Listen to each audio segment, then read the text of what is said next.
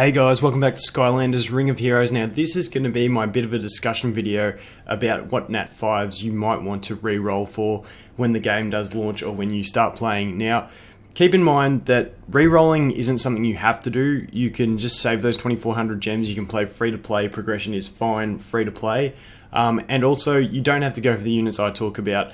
If there's just a unit you really enjoy, play with that, and then you can just use free-to-play options besides that. Like, there's no have to re-roll in this game. It's completely optional. So there's three main units that I would probably re-roll for, and I'll go through them and their skills and stuff like that. And just another thing to remember is, this is, when I'm talking about re-rolling, I'm not talking about which unit's going to be amazing end game.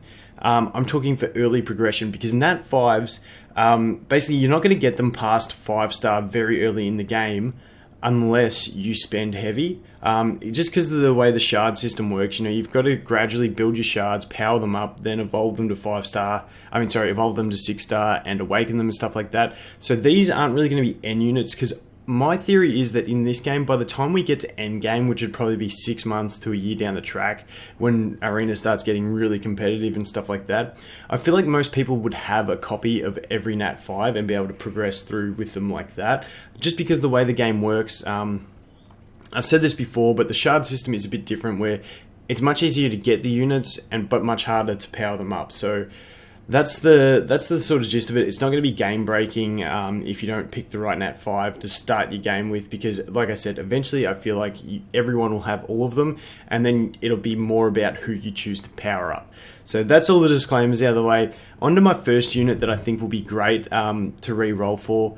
Obviously I haven't tested this guy, but this is just theory based, and that is Ambush. Now, he's not widely seen as one of like the most OP strong NAT 5s, but the thing I really like about him is this first skill combined with his third skill. We'll go through all his skills, but quickly, the first skill, when he awakens, it gives a 50% chance to grant him attack buff, which is really nice, but you won't awaken him for ages, so we're not going to look at that for now, because basically all you're going to be using this guy is at 5-star max level, and that's pretty much where the usefulness is in the re-roll, because that's as far as you'll really get them. But this first skill costs no mana, which is amazing. Combine that with an AoE charge skill that also costs no mana. If you haven't played the game yet, mana is a big deal in this game, and running out of mana happens very often. So having a unit that can throw into any team and do damage but consume 0 mana is really nice. The other good thing about him is, basically my idea behind the NAT 5s at 5-star max is they'll basically cap out at usefulness. Maybe something like Tide Pool might be useful at B9, but I feel like most of these guys will max out their usefulness at B8, the Beast Dungeon, the Rune Dungeon, level 8, because they just, after that, they'll probably want to be 6-star. So the great thing about this is Beast Dungeon 8 is water element, which means this guy is strong against it.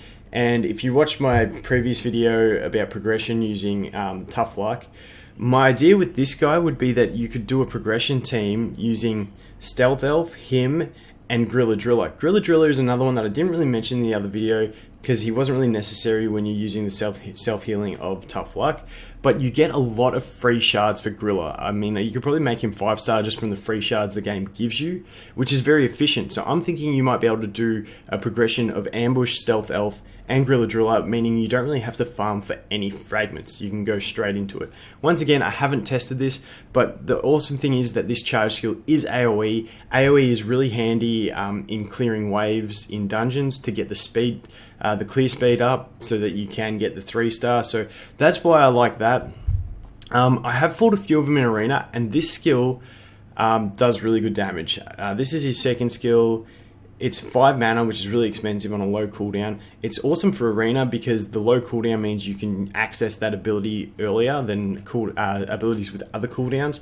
So it's a good like first turn nuke in Arena. If he has a shield, 50% chance to attack the enemy. Additionally, I did fight one guy who had this guy teamed up with a Wham Shell who has that passive to grant a shield.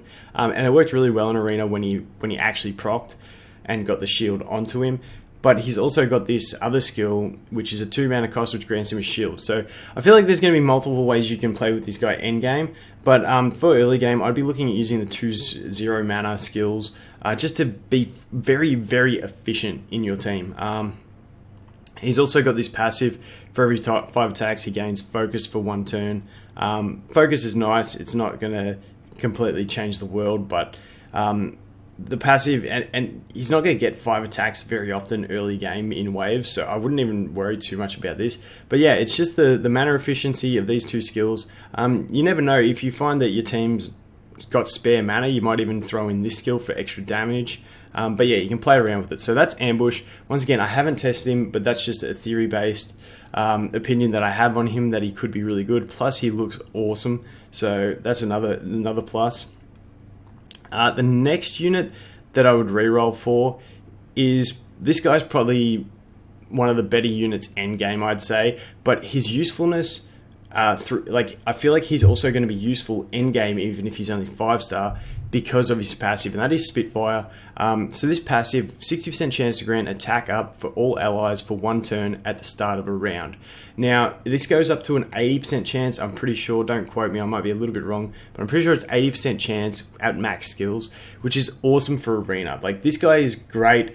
We'll talk about his other skills, because his other skills are great too, but just in like progression, and if you want to work on Arena and stuff, this is amazing because you can have a unit that you can farm up to 6-star being your main attacker in Arena, and you can just throw him in the team, get that attack buff, and nuke something dead in the first turn. I really love his passive. It is awesome.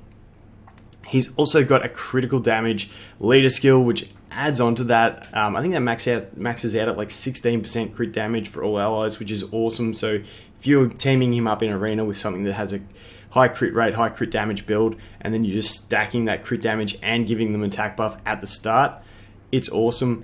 But then we look at his other skills. So this first skill, the first skill is not too amazing. What the build I'd be using with him for progression would be the next 2 skills. Like I said, AoE is really important early on for progression to get those 3-star clears. He won't be very good in Beast Dungeon 8 is the only thing, because it is water, but for Beast 7 I feel like he'll help you clear it quicker with his skills. So this is a 1 mana cost, and it's an AoE Explode. Now Explode is really good damage. All you have to do is stack attack.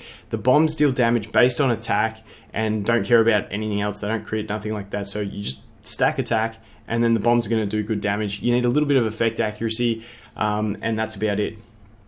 And then you couple that with his his third skill, which is Focus for 9 seconds. Once again, 0 mana cost, and then he attacks all enemies. It does the lower his HP, the greater the damage. That's just secondary, but he's another unit that has 2 AoEs and just low mana cost. So real low mana cost, double AoE means he's going to clear things quickly. Get a lot of damage out there. The bombs are going to be awesome damage too. So not only does he attack all enemies, then in 5 turns they get the bomb explode, which does huge damage, along with this charge skill, which you can charge in between and use and get even more damage out there. The leader skill, the attack buff, like this guy is just all out amazing. He's probably my favorite Nat 5 that I want on this account that I don't have yet. He's just amazing all round. So he's one that I'd really consider. But yeah, that's Spitfire, great unit, looks awesome awakened too, like that is just wicked design. The next one I'll mention quickly is going to be Ember. Now she's not in my top 3, I'd say the top 3 would be Ambush, Spitfire, and the unit I'll do next. But Ember is decent. She's basically, this skill in Arena is really nice.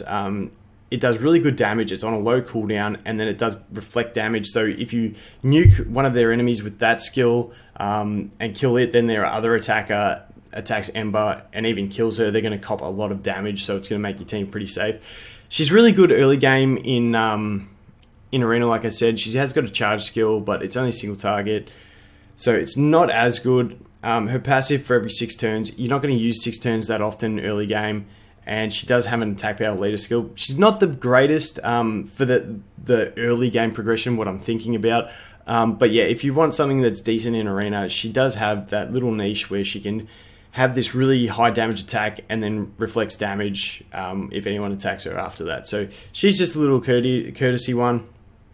When we look through some of the other elements, we got here Wildstorm. Wildstorm seems alright, but he's not amazing. He's high mana cost single target, which isn't really what you want to be looking for.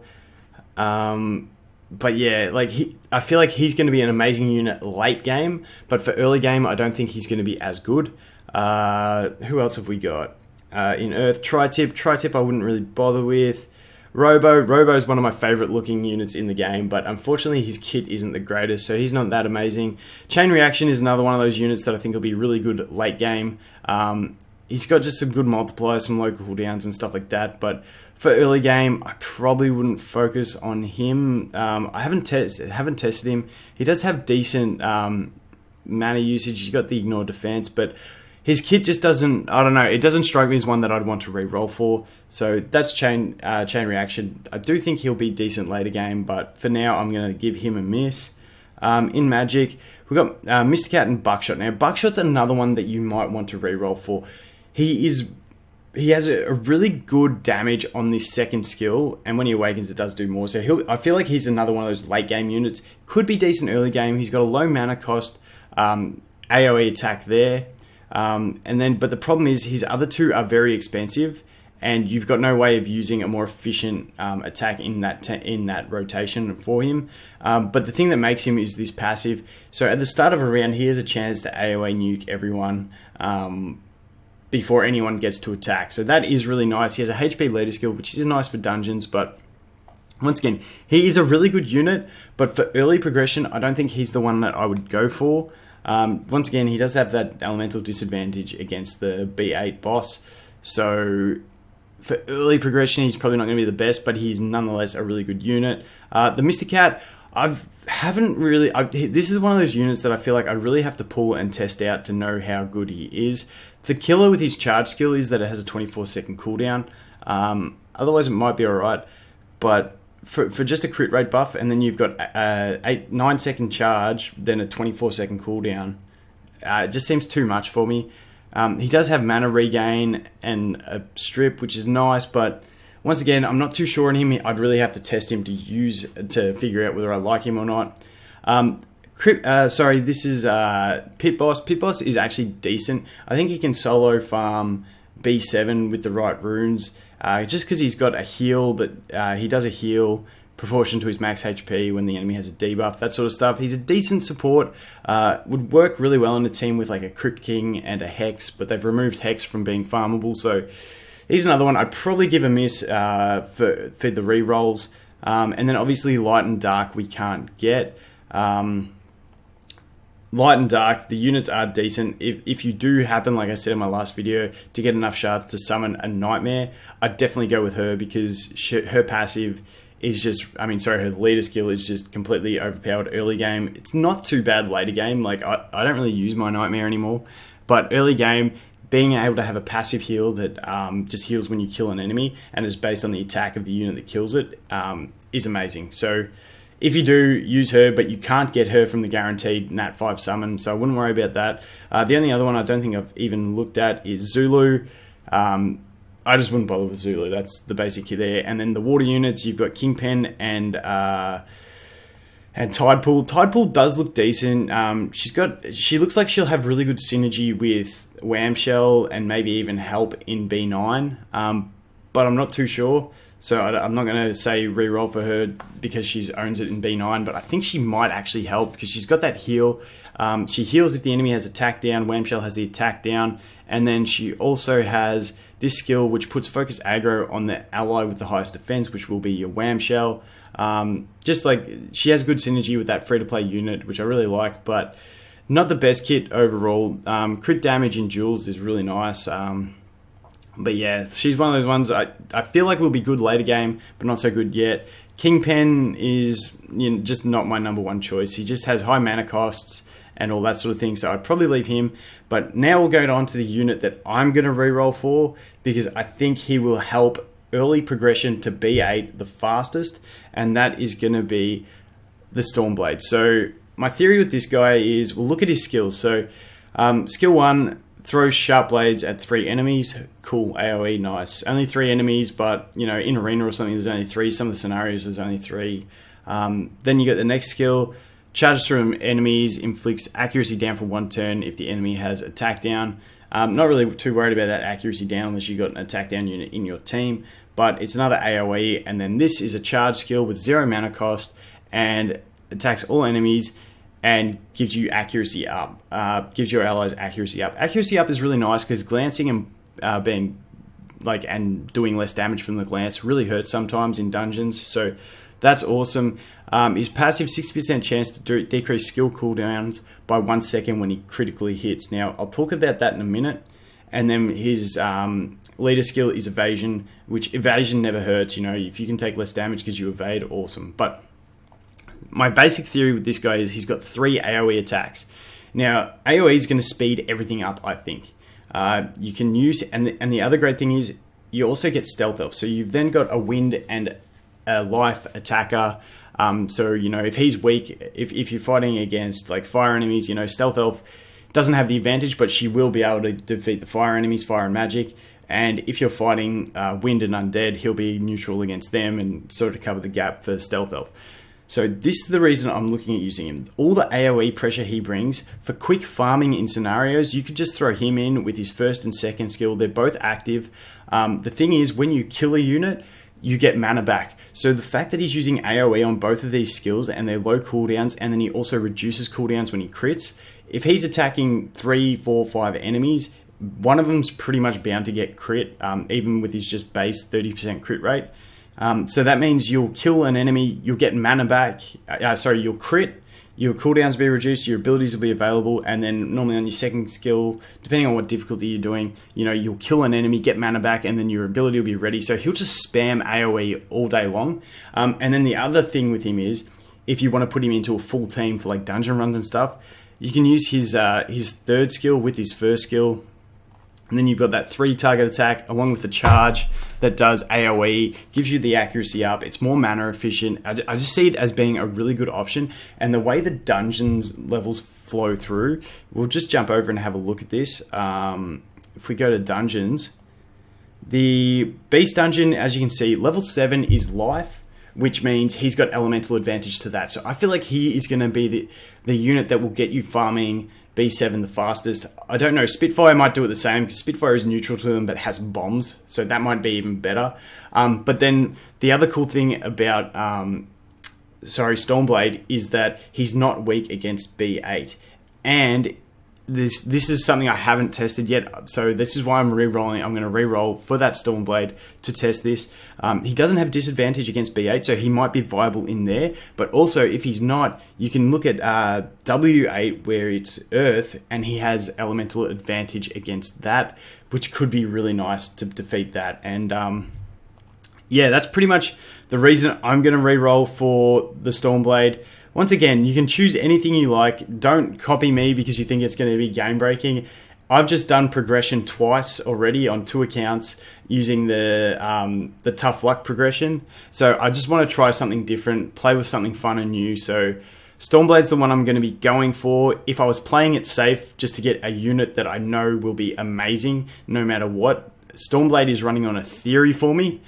The unit I would pick if I was saying I want to pick the safest best Nat 5 for early into mid into late game, that would be Spitfire. His utility is just amazing. He's got the bombs, he's got 2 AoEs, he can run 2 AoE attacks with only 1 mana cost, and then he's got a crit damage leader skill and that chance to grant attack up at the start of a turn. So he's the one that who knows, if I get him on my first account with the name I want, I might even just use him. But I'm actually convincing myself right now to go for Spitfire. Now I'm really confused on what I want to do. But Spitfire is amazing. And then, yeah, so I'm going for Stormblade.